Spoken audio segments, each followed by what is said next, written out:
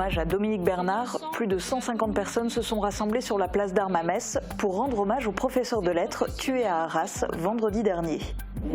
Suite à l'attentat, tous les établissements scolaires ont observé lundi une minute de silence. Des mesures de sécurité supplémentaires sont désormais en vigueur, notamment la fouille des sacs des élèves et le contrôle de l'identité des visiteurs. Minute de silence aussi au conseil communautaire de la Casque qui était réuni en express pour un point urgent concernant la garantie de 2 prêts pour financer la construction de 2 bâtiments relais. La salle omnisport de Roulin va avoir droit à une deuxième jeunesse. Les travaux sont lancés. Isolation, rénovation énergétique, mise aux normes en termes d'accessibilité et amélioration des vestiaires sont au programme. Le chantier devrait s'achever au premier trimestre 2024 pour un coût total de 930 000 € environ.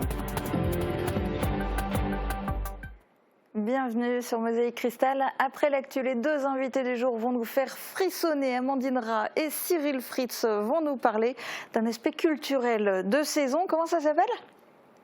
Rommelpotzennacht, c'est ce à quoi tu fais référence. Oui, vous allez nous expliquer tout ça tout à l'heure en nous détaillant la nouvelle édition des Couloirs de l'Effroi à la Citadelle de Bitche. On commence avec l'info, malheureusement effrayante aussi. Suite à l'attentat à Arras, plus de 150 personnes se sont rassemblées sur la place d'Armes à Metz lundi soir pour rendre hommage à Dominique Bernard, professeur de lettres tué dans son établissement scolaire vendredi dernier. Malgré l'émotion, des enseignants ont accepté de répondre à quelques questions d'Uranie Tozic. Nous sommes dans l'effroi et la sidération.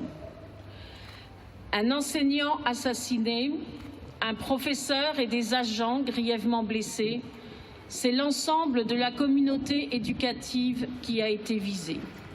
Ces professionnels ont fait rempart. L'un d'eux est grièvement blessé et Dominique Bernard a été tué.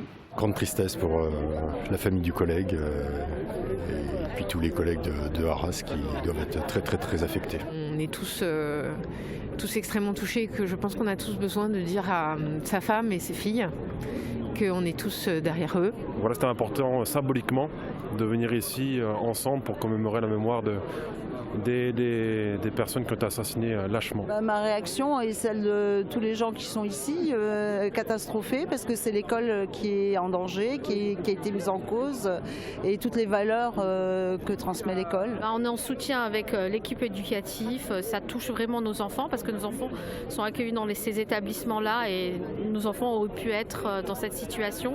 Et heureusement qu'il y avait des professeurs qui sont vraiment là pour nos enfants, et ils sont vraiment en sécurité. Je suis très partagé parce que j'ai l'impression que l'obscurantisme gagne du terrain, que ce soit l'obscurantisme religieux ou politique. On a pris conscience que voilà, ça peut arriver n'importe où, n'importe quand, mais je crois qu'on doit aussi laisser ça de côté et que c'est ce qu'on a dit à nos élèves, il n'est pas question d'avoir peur en venant à l'école. Moi, j'ai pas peur de mes élèves en venant à l'école.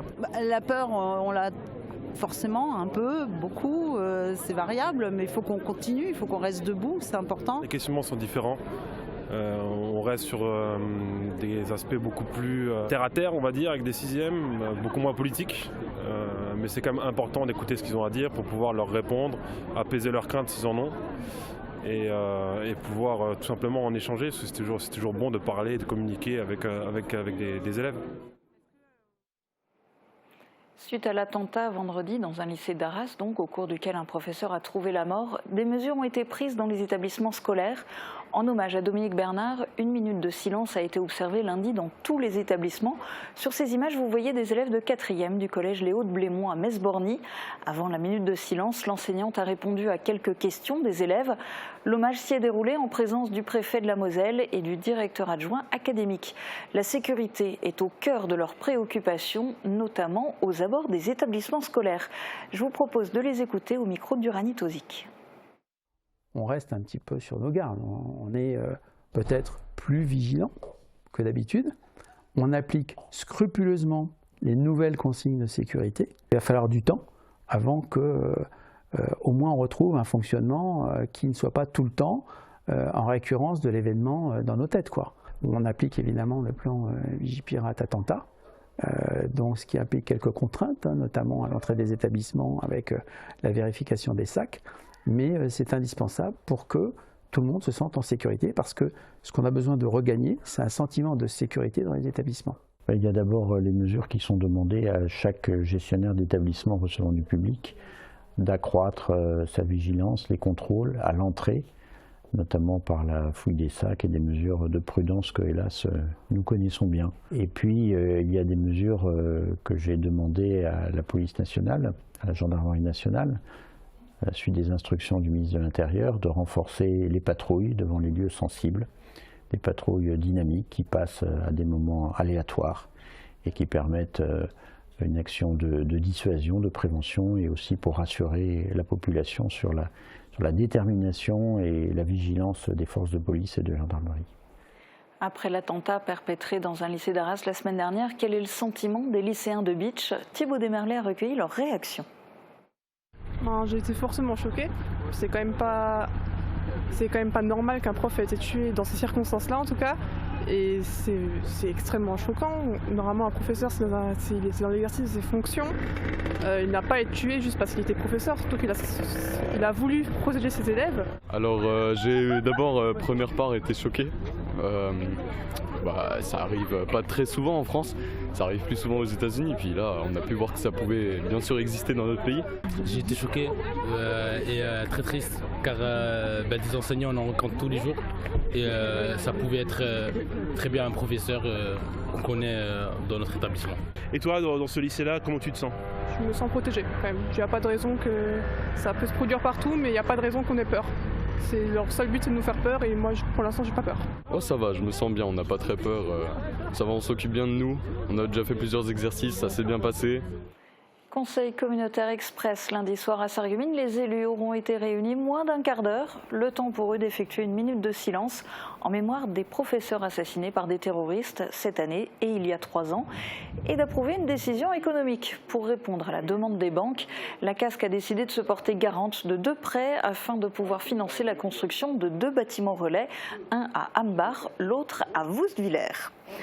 La salle Omnisport de Roulin a commencé à se refaire une beauté. Le gymnase de 33 ans doit être isolé pour plus de confort pour les sportifs. Il sera également mis aux normes d'accessibilité et le sol sera refait. Les travaux ont débuté en septembre et devraient être achevés à la fin du premier trimestre 2024. Reportage d'Émilie Azel et Guillaume Dumonteil. Des températures très basses en hiver, une fournaise en été, c'est une passoire thermique que nous avons devant nous.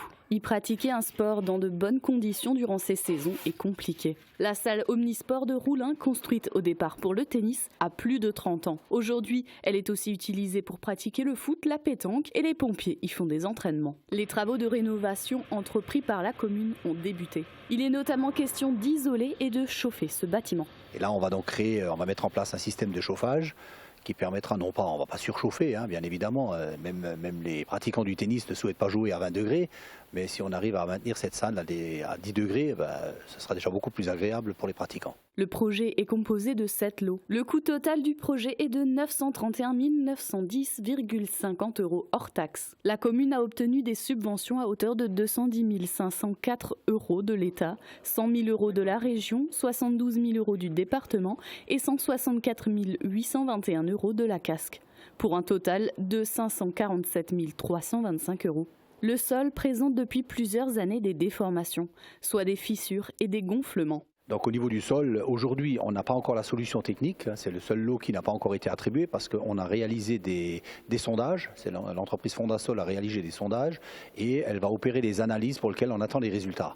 Et en fonction de ces résultats, on décidera soit de devoir purger le sol existant, soit de pouvoir laisser ce sol-là, peut-être y opérer un rabotage et y remettre une chape dessus pour pouvoir repartir avec un nouveau sol, avec un revêtement de surface neuf. Les vestiaires seront également améliorés.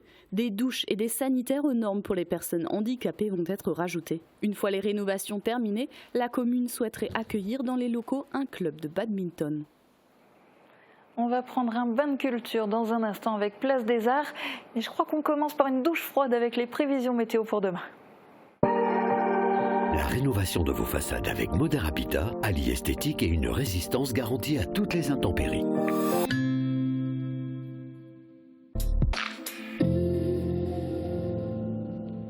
Bonjour tout le monde, pour demain les nuages seront plus ou moins nombreux le matin et le soleil fera quelques apparitions. Mais l'après-midi la couverture nuageuse devient plus dense et des averses sont possibles. Côté température, les minimales iront de 7 à 10 degrés et les maximales de 16 à 19 degrés. Demain nous fêtons les Renées et il fera jour de 8h01 à 18h38. Passez tous une très belle journée et à demain.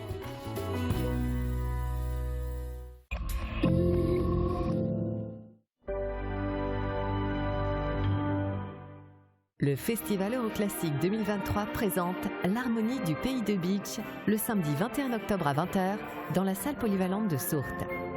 Une quarantaine d'artistes conjuguent avec bonheur le plaisir d'offrir au public le meilleur dans un esprit toujours renouvelé. Retrouvez côte à côte Bach, les Beatles, Spirit of the Celts ou encore Gilbert Bécaud. Prévente à l'accueil de la communauté de communes du Pays de Beach et sur ticket-régional.fr. Billets en vente également le soir à la caisse. À la Toussaint, il est de coutume de fleurir la tombe de nos chers disparus, une manière délicate de montrer que nous ne les oublions pas. Le chrysanthème, emblème de la Toussaint, symbolise l'immortalité, et la coupe de plantes vertes ou fleuries s'avère très décorative et durable dans le temps. Pour vous accompagner dans vos choix, à Beach, rendez-vous aux pompes funèbres du Pays de Beach. À Rohrbach, vous serez les bienvenus aux pompes funèbres Schmitt. À Sarreguemines, l'équipe d'Éternité saura vous accueillir et vous conseiller. À Limberg, rendez-vous aux pompes funèbres Cristal. La Toussaint, l'occasion de maintenir le lien avec nos chers disparus. Le CFA BTP Moselle est à Sarreguemines, avec 4 formations disponibles. Métier du plâtre et de l'isolation, carreleur et mosaïste, peintre applicateur de revêtement et génie climatique. Inscription ouverte toute l'année par téléphone au 03 87 63 71 08. Et si les créateurs italiens influençaient l'aménagement de votre maison ? Cuisine, salle de bain, carrelage, Cesa au centre de la Rotonde à Sarreguemines vous propose un vaste choix et un excellent rapport qualité-prix. Qui pourrait deviner que je porte des appareils ? Les nouvelles générations d'aides auditives sont de plus en plus discrètes, même en contour d'oreille. Même avec les cheveux courts ? Oui, ils se cachent facilement derrière le pavillon de l'oreille et ensemble nous choisirons la couleur qui vous conviendra. Et ça tient vraiment bien ? Bien sûr, grâce au moule sur mesure, l'appareil épouse parfaitement votre conduit auditif.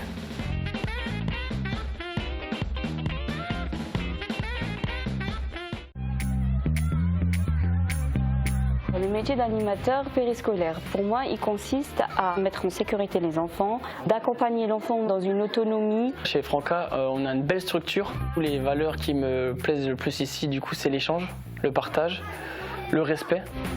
Vous aussi, devenez animatrice ou animateur chez les Franca.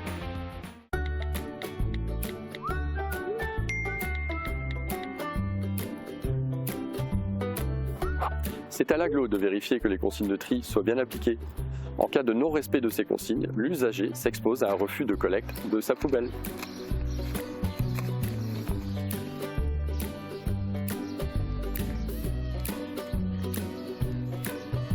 Je fais partie d'une équipe qui vérifie la conformité du tri. Nous accompagnons également les personnes réalisant des erreurs pour leur transmettre les bons réflexes. Bonjour madame, suite au refus de votre poubelle, je suis venue pour vous ramener un mémo-tri pour bien vous expliquer qu'il y a des nouveautés. Notre objectif, en définitive, c'est que tout le monde trie au mieux ses déchets. Et si certains font preuve d'un civisme intentionnel, tôt ou tard, ils seront identifiés et sanctionnés. Le tri évolue. Pourquoi pas nous ?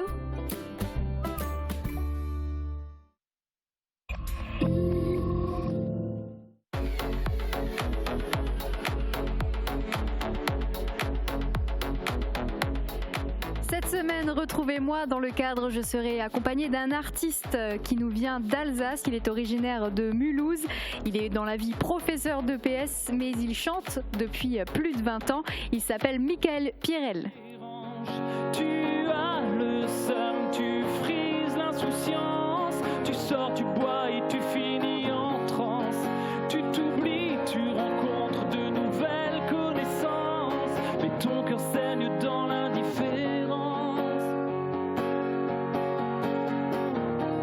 Mais qui sommes-nous vraiment? Personne ne sait. On fait semblant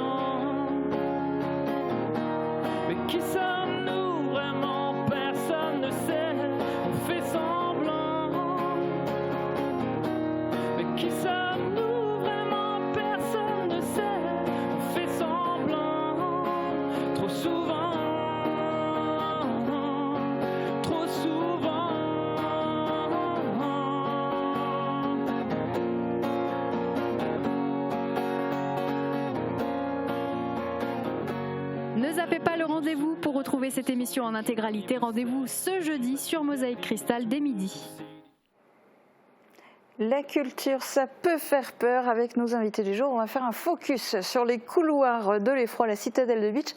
Alors déjà, qu'est-ce qu'on peut dévoiler en avant-première de l'édition 2023 ? C'est la 13e édition.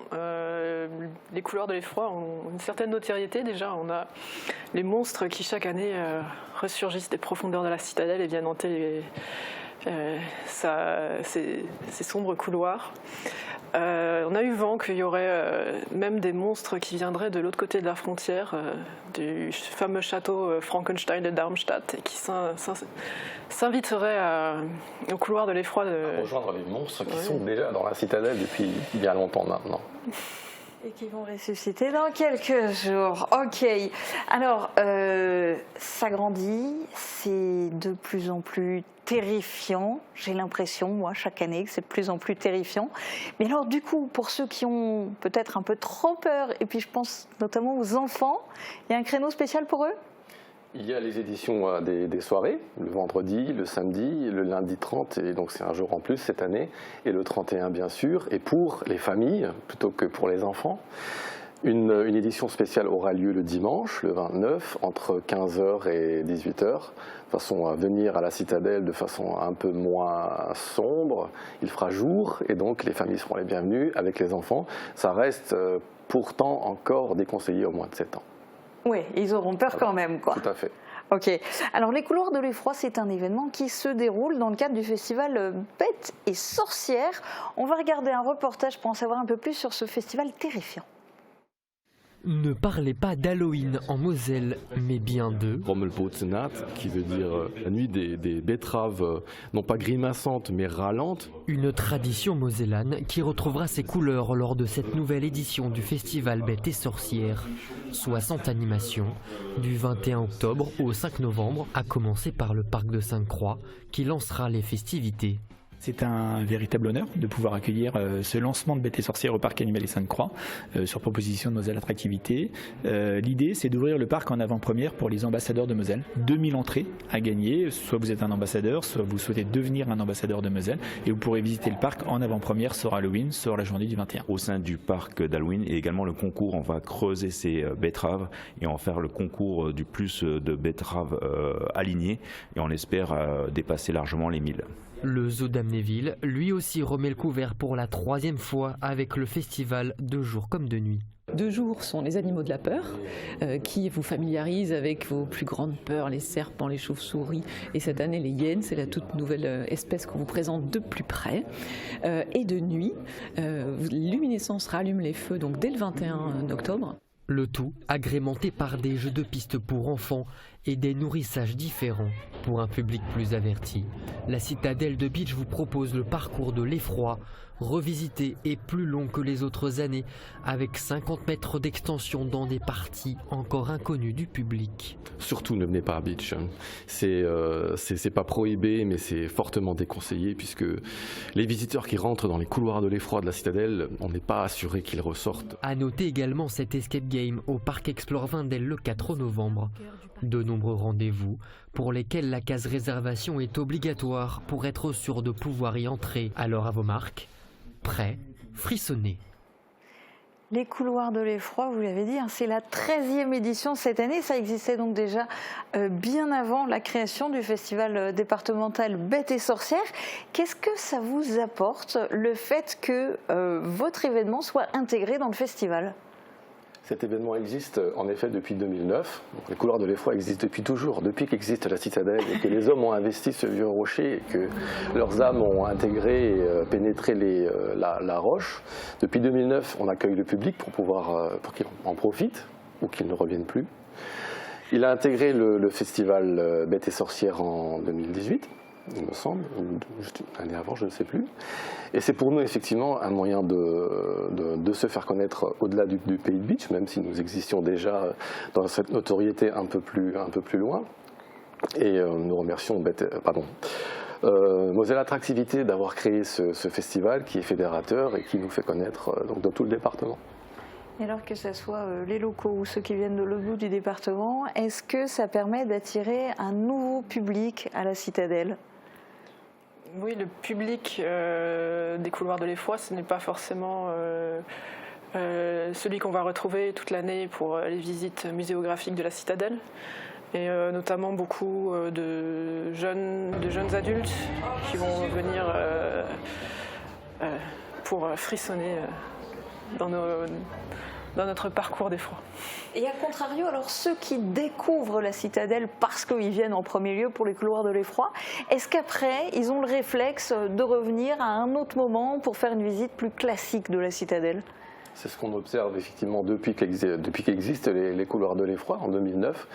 Comme le disait Amandine, beaucoup de visiteurs qui viennent à ces couloirs de l'Effroi ne connaissaient pas la Citadelle, ils viennent de loin, comme je le disais grâce à Bête et Sorcière notamment, ils viennent d'au-delà les frontières de la Moselle, du Bas-Rhin, aussi d'Allemagne et de plus en plus. Et ce sont des gens qui ensuite se disent on va revenir et visiter cette Citadelle pour la voir de jour déjà et pouvoir voir ce qu'elle renferme comme histoire particulière avec sa muséographie, notamment celle du siège de 1870, mais pas que, puisqu'on propose aussi un point de vue, cette citadelle, et c'est aussi un site naturel. Il y a aussi tout un parcours autour à faire. Est-ce que c'est important pour vous de faire revivre quelque part la citadelle, même si c'est avec des morts vivants ? C'est important en effet de sortir un petit peu du cadre de la muséographie classique afin de proposer quelque chose de différent qui ne correspond pas à ce qu'on propose à l'habitude de l'année.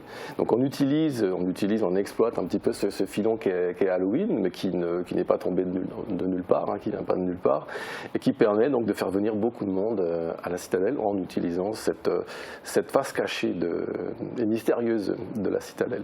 Bon, mais revenons aux morts vivants. J'ai une question peut-être décalée, mais est-ce que vous savez s'ils aiment la musique classique ? On connaît les bals macabres, on connaît les grandes orgues, donc on peut imaginer qu'ils aiment ça. Ok, bon, il n'y avait pas de vampires ni de sorcières, mais la 45e édition du Festival de Fenestrange s'est terminée sur une belle note à Sarralbe. Ce festival fait la part belle à la musique classique et le public a eu droit à un peu de pédagogie pour le concert de clôture. L'ensemble orchestral lui a fait découvrir la symphonie concertante de Wolfgang Amadeus Mozart. Retour sur l'événement avec Thibaut Desmerlet.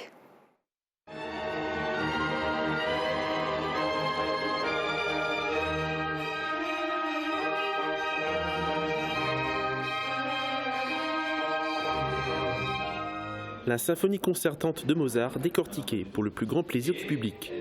L'ensemble orchestral Appassionato était présent à la salle socioculturelle de Sarralbe pour clôturer le festival de Fenestrange. La violoniste Charlotte Salluste-Bridou était aux côtés de Mathieu Herzog qui dirige l'orchestre. Avant d'entamer la composition, il a expliqué le fonctionnement et les coulisses de cette symphonie, notamment le rôle de son instrument, l'alto. On estime que c'est vraiment un sous-instrument, etc. Et Mozart adore l'alto. Et donc, pour lui redonner des lettres de noblesse, il va écrire ce concerto. Et c'est la seule explication qu'on ait historique, dans laquelle Mozart lui-même jouait la partie d'alto. Une préparation à l'écoute qui a permis au public de pénétrer au cœur de l'œuvre pour mieux l'apprécier.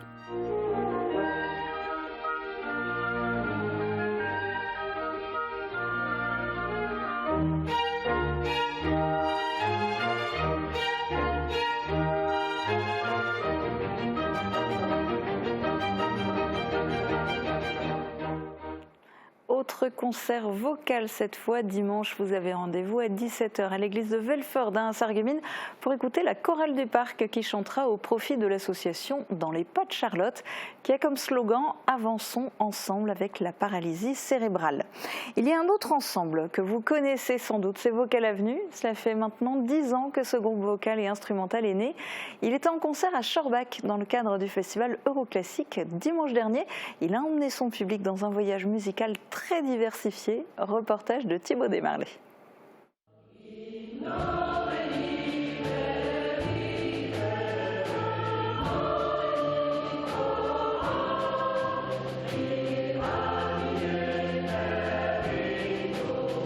Conquest of Paradise, célèbre titre du film 1492 composé par Vangelis, était le morceau d'ouverture pour ce nouveau concert du festival Euroclassique. C'est le groupe vocal et instrumental Vocal Avenue, avec sa trentaine de chanteuses et de chanteurs, qui a assuré le spectacle à la salle polyvalente de Schorbach. Il a proposé un répertoire très varié, de la pop, du rock, en passant par la musique de film et de la comédie musicale. Même les plus petits, dans le public, ont pu entendre les mélodies du Roi Lion.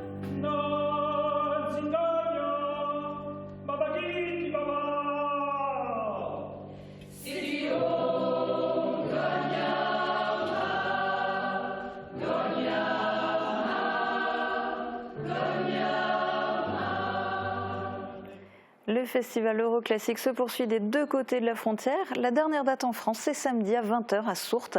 L'Harmonie du Pays de Bitche proposera un répertoire très varié en termes de style et d'époque, de Bach à Gilbert Bécaud en passant par les Beatles. Antonia de Randinger explore les différentes époques de la vie dans son nouveau spectacle Scènes de corps et d'esprit. Programmé dans le cadre de la saison culturelle de Sarreguemines, elle a profité de la disponibilité de la scène de l'Hôtel de Ville pour venir quelques jours plus tôt pour retravailler son spectacle. C'est ce qu'on appelle une résidence d'artiste. En quoi ça consiste ? Eh bien, le plus simple, c'était de demander à l'artiste. Alors le fait de faire une résidence, déjà, d'une manière générale, c'est un temps de pause en fait, parce que souvent on est dans la tournée, donc il y a des choses qui s'installent, y compris dans les accidents, les choses qui marchent moins bien, etc. On se dit qu'on peaufinera, qu'on prendra le temps, puis on n'a vraiment pas le temps de le prendre. On a la chance d'avoir de temps en temps des théâtres qui nous font un appel du pied en nous disant que si on veut venir se poser quelques jours, parfois il suffit d'une journée, une journée où on arrive la veille, et où on rectifie quelques petites choses, on retravaille le texte, la lumière, des idées d'accessoires, de manière d'agencer les accessoires sur scène. Donc on va dire c'est de la microchirurgie. Parce que le spectacle, il existe, il a tourné, il marche très bien. Dans l'état dans lequel il est, on pourrait s'en satisfaire. Mais je pense que la résidence, c'est le moment où toute l'équipe se pose. Là, je suis avec ma metteuse en scène, Caroline Dufaux, avec mon régisseur, Yvan Bonin, et ma chargée de production et productrice, Aurore Marette. Donc c'est un moment collectif où on réfléchit ensemble, aussi bien des aspects artistiques que des aspects techniques du spectacle. Et au final, ça donne quoi sur scène? Les spectateurs ont adoré. Voici un extrait du début de son spectacle. Le tic-tac, tic-tac de l'horloge est dans mon dos. Les secondes s'égrènent. Ça y est, je suis une ado. Mes parents me font yesh, ma daronne est relou. Quand ils matent mes copines, mon père, c'est trop chelou. Ça y est, j'ai 18 ans, je me casse, je prends la porte. Un premier job, un SMIC, un mec, une meuf. Qu'importe. Dans mon 30 mètres carrés, je procrastine, je gamberge. Entre Trump et Poutine, je préfère Greta Thunberg. Le monde me fout le cafard, mais je me dis carpe diem. Il faut garder espoir et j'attends mon 3e. On l'a appelé Damien, mais il préfère Cécile. Ses sœurs trouvent ça trop bien, je reprends un Lexomil. Les enfants sont partis et la maison est vide. C'est pire que le confinement à l'époque du Covid. Au fond, le monde est bad. Personne ne vient me voir. Un Skype sur l'iPad, puis l'écran redevient noir. La vie passe aussi vite qu'une courte minute. Relatif, oui, mon cul, le temps. Quelle fiche de... Et oui, le temps file à toute vitesse, on fonce vers une autre scène. Le célèbre trio LEJ était de passage à la Halle Verrière de Meisenthal pour un concert vendredi soir. Les 3 jeunes femmes se sont produites pour la première fois dans la boîte noire qui affichait complet. Émilie Azé a assisté au concert. Toutes les places se sont vendues pour assister à ce show. La Halle Verrière de Meisenthal accueillit dans la boîte noire le groupe LEJ vendredi soir. 600 personnes étaient venues assister au concert. Le groupe formé en 2013 est composé de Lucie, Elisa et Juliette. Toutes ont plusieurs cordes à leur arc. Lucie est au chant et au saxophone, Elisa au chant et aux percussions, et Juliette fait du violoncelle, de la guitare, de la basse et les chœurs. Lors de son concert, le trio a su mettre l'ambiance.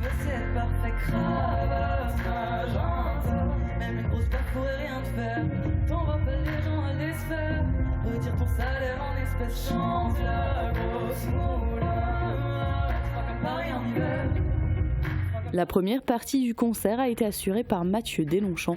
Il est né au Canada, a grandi au Panama et a ensuite beaucoup voyagé pour ses études. Auteur, compositeur et interprète, il chante tant en français qu'en espagnol.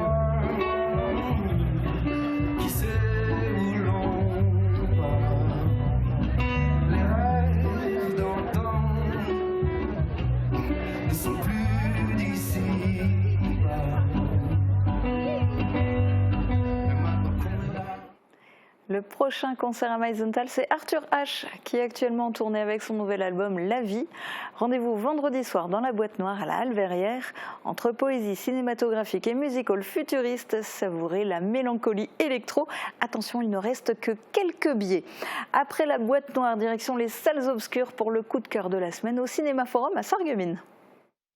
Alors pour moi, c'est toujours un très grand plaisir de présenter la nouvelle production, la nouvelle réalisation du tandem Éric Toledano et Olivier Nakache, puisque naturellement, on a tous en tête Intouchable, Le sens de la fête, Hors norme, et ce tandem nous revient cette semaine avec une comédie sociale, à nouveau, qui s'appelle Une année difficile, film que nous avions déjà l'occasion de présenter en avant-première fin août.